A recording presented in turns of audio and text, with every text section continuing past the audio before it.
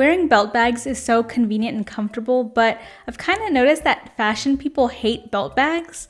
But I think they hate any trend that's comfortable. But here's the thing, it's no happy accident that the Lululemon belt bag is so popular. Lululemon spends so much money on R&D and they know what their customer wants. That's why it's a great size, and the wide strap allows you to wear it across your body, allowing you to be hands-free. And another detail that might be overlooked but is clearly intentional is that inside there are mesh pockets with an elastic on top, so you can see all your belongings but keep them organized and in their place.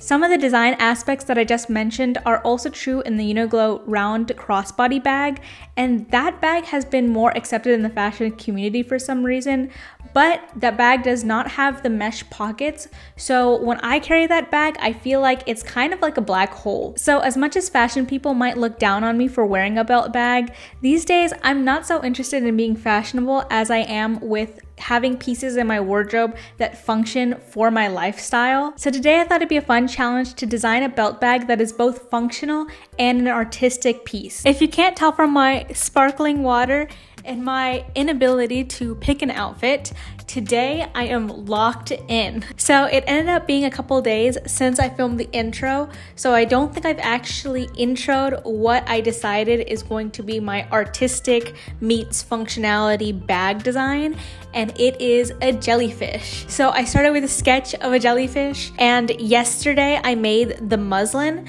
and the muslin came out pretty good. I learned a couple of things, but basically the purpose of this muslin was just to confirm that all my measurements work, and they do. So since I confirmed that all my measurements work, today I'm going to cut my fabric and start sewing. And yesterday when I was working on my muslin, I was really surprised by how quickly this sewed up. So I don't know if I will finish today, but that is sort of my goal. Obviously, with the final product, I will have to be doing like the zipper, the pockets, the strap, so it'll take a little bit longer than the muslin did, but I'm really excited to get started. So let's just get into it. So I started the day off with cutting out my fabric. This fabric is a cotton chino twill that I got from Blackbird Fabrics, and I'll link it below. I actually placed a huge order on Blackbird Fabrics, so you should subscribe if you want to see all the projects I have planned with fabric from this order. And in case you're wondering, I self-drafted my pattern digitally in Illustrator, which is just a little quicker for me because the program can measure for you. As you can see, I label my pattern pieces in Illustrator as well to keep myself organized. For the pockets, I just grabbed some power mesh from Joann's, which I'll also link down below. One thing I learned from doing my muslin was that the notches in this project were super important because of all the curves in this bag. So I made sure to notch my fabric too. I know notches are generally important, but I've been sewing for so long that sometimes I skip notching unless it's something really important like the sleeve. I also went ahead and cut a square of fabric to reserve for some bias tape that I plan to use to finish the raw edges of this bag since I'm not using any lining fabric. Now it's time to sew. First, I wanted to knock out the pockets, so I used two different methods to attach the elastic to the power mesh, but they both came out pretty messy. If I were to do this again, I would have used a wider fold over elastic to make this finish a lot neater. But these pockets will just be on the inside, so it's okay. For the back pocket, I wanted to subdivide the pocket into two with a stitch in the middle, but I was too in the zone to realize that stitching it this way would mean that the stitch would be visible on the good side of the fabric. So I had to cut a second layer of fabric and sew them together so that it would look clean on the other side. Then I just sewed all the outer side pieces together and pressed them. And then came the really fun part. Look at this iridescent ruffle trim. When I saw it, I knew it was perfect to give that jellyfish look without having to work too hard. So here I am playing with it. I was just trying to decide how I wanted to use it. At first, I was thinking of just stacking all three layers on top of each other, but then I actually really liked the look of offsetting them in this zigzag path.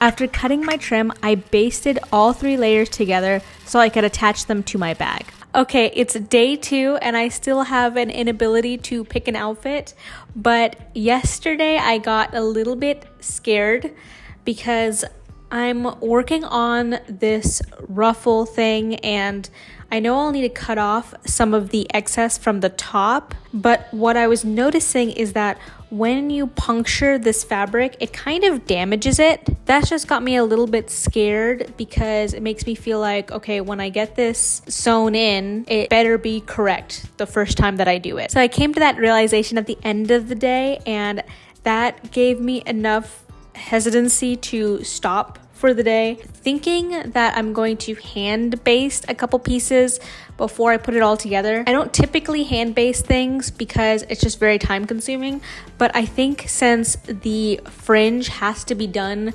correctly the first time that I do it, I think hand basting will give me enough security to not be so scared. At least that's what I'm hoping. Yeah, I don't know how much I will be able to finish today with hand basting in mind, but theoretically I could finish today. We'll see. After hand basting the layers together, I used my pinking shears to cut the trim down so I could line up my sewing correctly. In order to install this trim, I needed to sandwich it in between the bottom and the back piece of fabric. By the way, the pins were also kind of damaging the trim, so I needed to be careful where I was pinning these to. I know some people like to use sewing clips, and maybe I should have gotten some for this project, but I don't have any on hand, so I just did my best. I just basted together all 3 layers by hand so that I wouldn't have to worry about the pins getting in my way when I really sewed this together. I wanted to sew everything else on the back side of my bag first, not for any particular reason, just because I'm still scared of this trim. So I went ahead and attached my strap to my bag, and I'll link a tutorial on how you put this sort of slider together on this type of strap. I made some notches on the side piece just to help me sew along the curve. Then I carefully sewed all the pieces together on the back, being extra careful around the curves. The first time I attempted this, I actually did not catch the trim since I hadn't hand basted it to the curved parts, but I got there eventually. Once I did the back, I repeated the same process for the front. Okay, it's day 3 and it's really coming together now.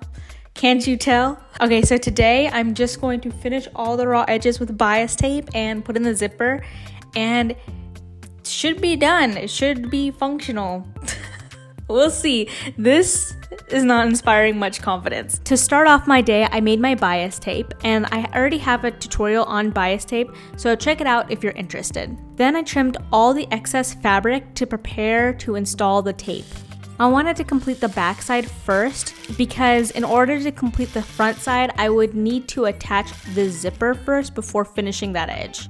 So for that zipper, I ordered the Bestie Bag hardware set from Blackbird Fabrics, which I think is a pretty good deal if you're making a bag because it's around $10 for all the trims you'll need typically. But I placed this order before I had my pattern ready, so I ordered a zipper that's too long. But no worries, since it's a plastic zipper, it's easy to resize. So I just attached the zipper like normal, but then I cut the bottom off to be the right size, and I finished the edge with a small piece of bias tape as a nice touch. Then I finished the rest of the raw edges off with bias tape. Time for the reveal!